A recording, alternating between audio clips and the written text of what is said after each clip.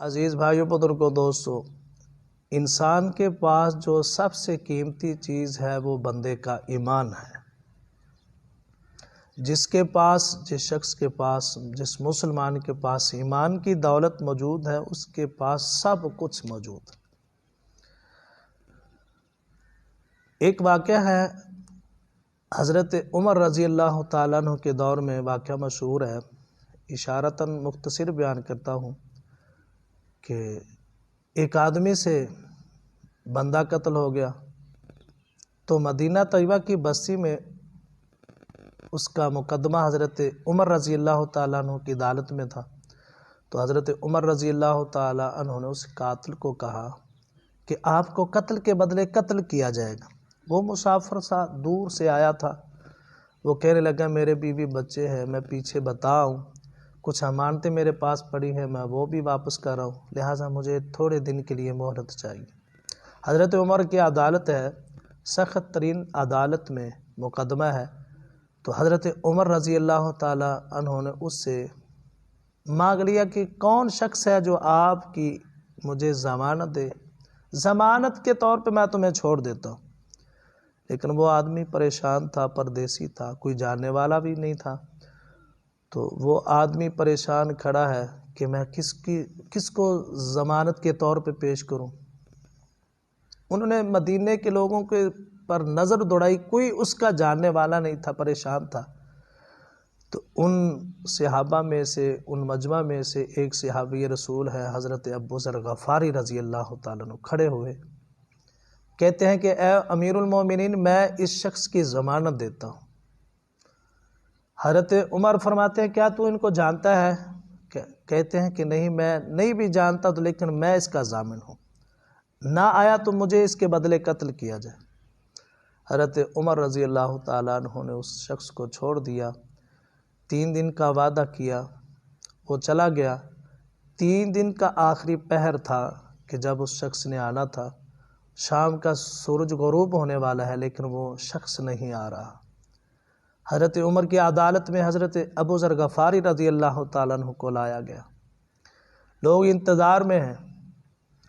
کافی صحابہ، کافی لوگ موجود ہیں، وہ پریشان ہیں، اور ابو ذر غفاری رضی اللہ تعالیٰ عنہ کو کہہ رہے ہیں کہ تم نے اس شخص کی ضمانت کیوں دی جس کو تو جانتا بھی نہیں، تمہیں پتہ نہیں وہ کہاں کا رہنے والا، اس کے باپ کا نام کیا ہے، اس کے ساتھ تیرا تعلق نہیں، جانتا نہیں، تو اس کی ضمانت کیوں دی؟ اب بربادی یہ ہے کہ اس کی جگہ پہ تمہیں قتل کیا جائے گا۔ حضرت ابو ذر رضی اللہ تعالیٰ عنہ کا اتنا حوصلہ، کہتے ہیں کہ نہیں، شخص وہ ضرور آئے گا۔ وہ لوگ کہتے ہیں کہ نہیں آئے گا، ابو ذر کہتے ہیں کہ نہیں، ضرور آئے گا۔ ادھر سے شام کا سورج غروب ہونے والا ہے تو وہ شخص گھوڑے پہ دوڑتا ہوا نظر آیا، چلتے چلتے وہ لوگوں کے پاس آیا، تو وہ آدمی آ کر ہی حضرت امیر المومنین عمر بن خطاب رضی اللہ تعالیٰ عنہ کو کہتا ہے کہ اے صحابی، مجھے معاف کر دو، تھوڑی دیر ہو گئی ہے،